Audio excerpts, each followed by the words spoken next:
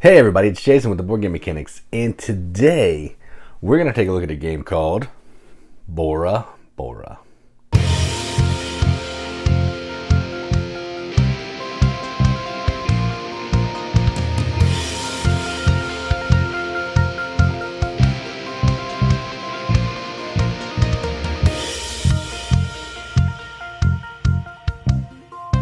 Bora Bora is a game from Stefan Feld, published by Ravensburger and Aliyah. Plays 2 to 4 players, 60 to 120 minutes.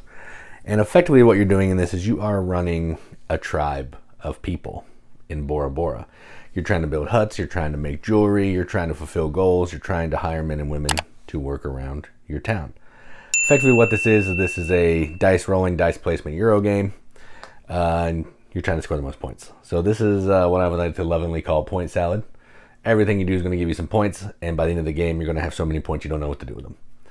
So that's enough talking about it. Let's go to the table. Check it out. All right, so here's a game of Bora Bora, almost completely set up for 2 players. So to set up, you're going to give each player a player board with all their player pieces. So you're going to put some huts out on these spaces. There'll be 1 left over, which we'll get to in a minute.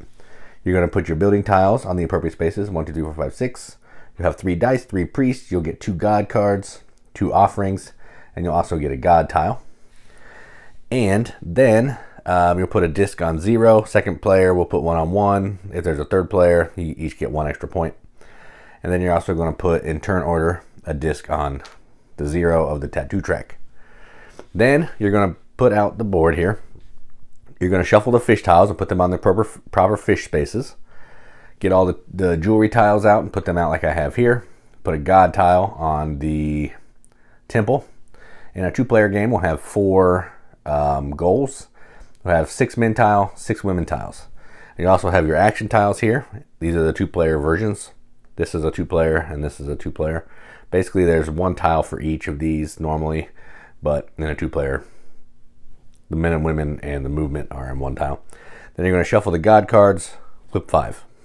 Okay, and then we're also all the players are going to start with 1 easy goal, which has a green back, a light green back, and then 2 regular goals, which have a dark green back. That we're going to try to complete. Now, to complete setup, what we're going to do is, starting in reverse turn order, we're going to put a hut out on the board at one of the locations that have a 1 fish. So that's here in the forest, the mountain. Where's the other one? The mountain and the forest. So black wants to go ahead and they'll go to this mountain, and that will give them some stone, I believe, or ore, or whatever. Then you're going to put it on your grid here. So that was black. Oh, that should have been red. Sorry. So that's red, and they get this. And then black gets to do the same thing, and they want to also do a mountain, and they will take some stone as well. All right, and now we are ready to get started. First thing that happens on your turn is you're going to roll your dice. And I'm just going to explain the game as we go. All the actions are basically laid out over here, what you can do, but or the turn order and some other actions, but it's a pretty straightforward game. So let's roll the dice.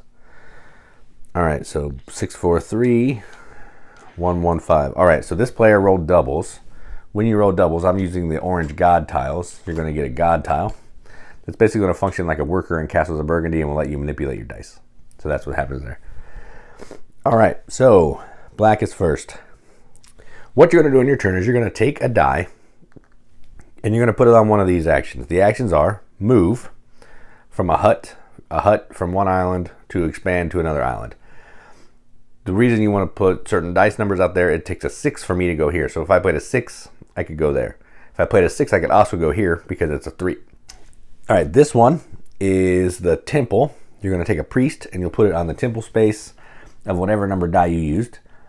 And then at the end of the round, you're going to score points depending on the round for every priest you have in there. Whoever has the most priest gets a god tile. God tiles are worth 2 points. They also let you activate a god card or a god action without having a card. So they're pretty cool. This one is going to let you, it's the helper action. So if you look on this board here, that's this section here. If I put a 6 there, I would have 6 pips worth of helper actions. I can, for 1 pip, get a point, activate a man, activate a woman. For 2, I can move one of my huts down to here to get it out of the way, because this is the only area that can have more than one. I can get any resource that I want. I can get an offering tile or a new god card. So that's what that tile does. This tile will let me build. That's a building action, same. Whatever number I play is the building action I can take.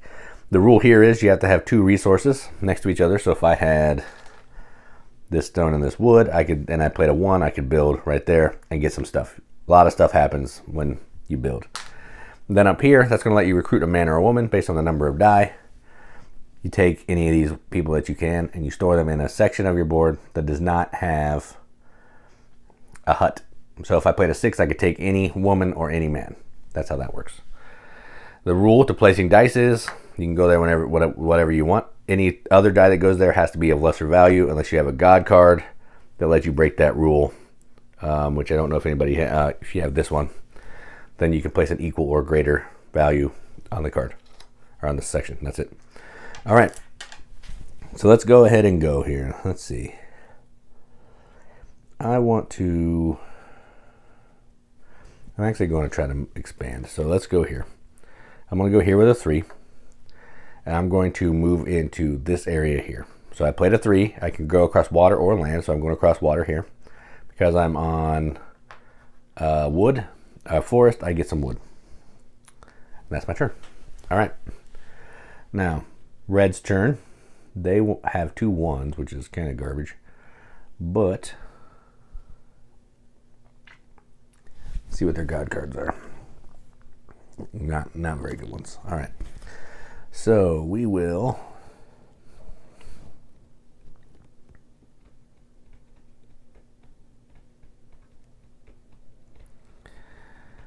I don't know. Maybe they want to move as well. They're going to move as well. So they're going to do this. Oh, they can't. So they have a higher value than me, so they cannot go there. So they'll go here. They'll put the priest down on a 5. Then when you put a priest down, you're not going to score the points now. You'll score those later. You get to do a fire action. If you look on the board here, fire action gives you 2 benefits. You either get a god card or an offering or a tattoo and a shell. We'll get to tattoos and shells later. But I think what they want right now is this god card, equal or greater value. Nope. They're actually going to take this god card because they have 2 1s. So they'll take this god card. That means when they place a die, it stays as that, but then they're going to virtually flip it to a 6, which is pretty nice. Then we refill the god cards. Same one. All right. Back to red, or black. Black is going to... I want to build so I can show you how that works. So I'm going to build with my 6. So I'll take my 6.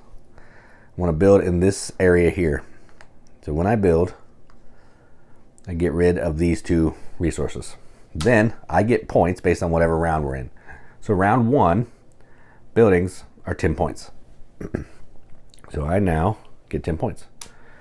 Then I get a fire action. Same thing as red. I can either take an offering or a god card and a shell or a tattoo. So I'm going to take a shell. They took a shell too. I forgot to give them a shell. I'll take a shell.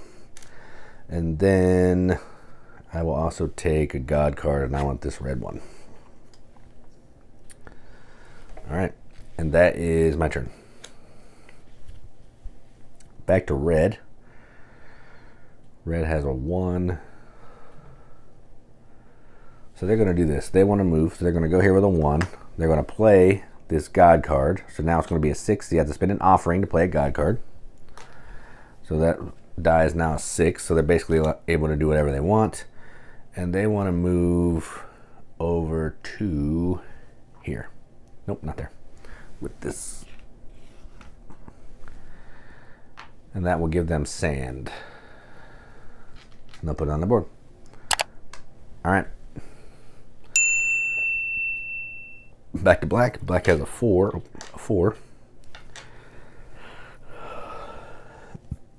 Do I want to get a person?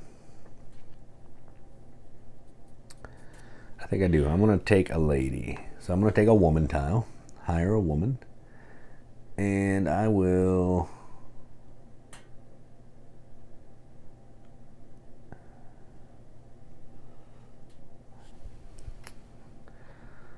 take this one. Put it right there in the top. All right, that's that. Now it's red's turn. They have a 1, so I think they're going to do the same thing. They'll come here. They're going to take this man. Okay. Now everybody's played their dice. Now what we're going to do is we're going to follow this section of the board down here. So B, we're going to activate 1 man and 1 woman. So that means you get 1 type of man and 1 type of woman. So if I had 3 of these women, I could do this action 3 times because I'm activating 1 type of woman. But in this case, I only have 1. So I'm going to take a resource of my choosing, and I'm going to take a sand. It doesn't slide down, you just activate it. All right, and then they're going to do the same thing. They get to take a woman, value 3 or less. That'll work. So let's do... I'll do that one. And now they can activate that one. They can take another woman, value 3 or less, and they'll take this one. All right, so that worked pretty well for them. All right, then what we're going to do is we're going to look at the tattoo. Tattoo is basically the turn order. No one took any tattoos, so turn order stays the same. If you get tattoos, you can change turn order and get points. Then we're going to look at the temple track. Red's the only one on the temple track, so they get 1 point. And they get this god tile, which is worth 2 points at the end of the game, or you can use it as any god card that you want. All right, then we're going to buy jewelry. All right, so the way you buy jewelry is with shells. That's why shells are important. You're also going to score points at the end of the game if you can collect 6 jewelry, which means you buy 1 every round. So in this case, black is first, so they're going to buy this one because they only have 1 shell. You don't score the points now. They just go here, face down, spin my shell. Same with this player. They only have 1. So they will take this one, face down. Then these go away because they don't matter anymore. Then what we're going to do is we're going to score 1 of our goals. So you see on our board we have 3 available goals. We want to try to score a goal every single round, if at all possible, because that is worth a lot of points as well. 6 points if you can complete 9 goals. So let's see here. I'll look at my goals. I need a woman and a temple to get some points. I'm close to that. I can complete this. I'll show you in a minute. I don't have 3 of these in a section. I don't have 2 of these in mountains. And I don't have 5 hut and 5 regions. I don't even have a hut and 4 regions. Now, because I only have a woman and I don't have a temple, I'm going to play this card here. This is a god card. I'm going to activate it. And I'm going to complete this by not having one of the requirements. I have a woman. I don't have a priest in the temple. So I play this card. I complete this. Normally you would get 6 points, but if you use this card, you get 4. So black gets 4 points. And then this just goes face down here because you got to keep a record of how much you've completed. And then this card gets discarded. All right, and then this player, they need 3 sand. They don't have 3 sand. They need a man and a woman that give goods. They do not have those. And they need 3 huts out on the board. They do not have those. And they don't have that card that lets them do that. So what they're going to do is they're going to spin this god tile. And they're going to use any of these cards that they want. And they want to do the same thing with the yellow. So they get rid of the god tile. And they're going to use the yellow as well because they have 2 huts out on the board, but they don't have 3. So they're going to use that to complete that. And now they get 4 points. All right, and that is round 1. Then what happens is you're going to start round we're not quite done with round 1. Then what we're going to do, starting in turn order, we're going to take a new goal here. So the new goals are you need 2 yellow cards, 2 yellow god cards, 3 priests in the temple, 4 different god cards, or 4 offerings. And I think what I'm going to take is I'm going to take 4 different god cards, put it on my board. And I think they're going to try the priest in the temple one. And then, just like normal, these will go away because we don't need them anymore. All the men and women tiles go away.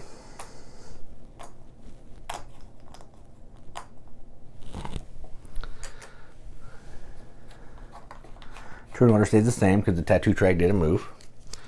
Then what's going to happen is we'll get 4 new gold tiles. So 3 different men.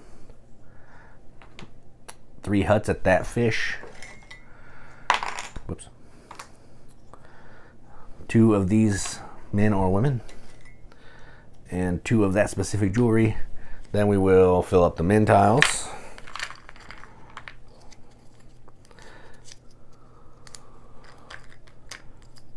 This needs to be like a bag, but it doesn't really matter. I mean, there's not a ton of each of them, so however you want to fill them up, it's fine.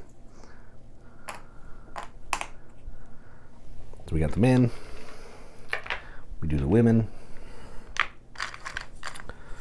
2, 3, 4, 5, 6.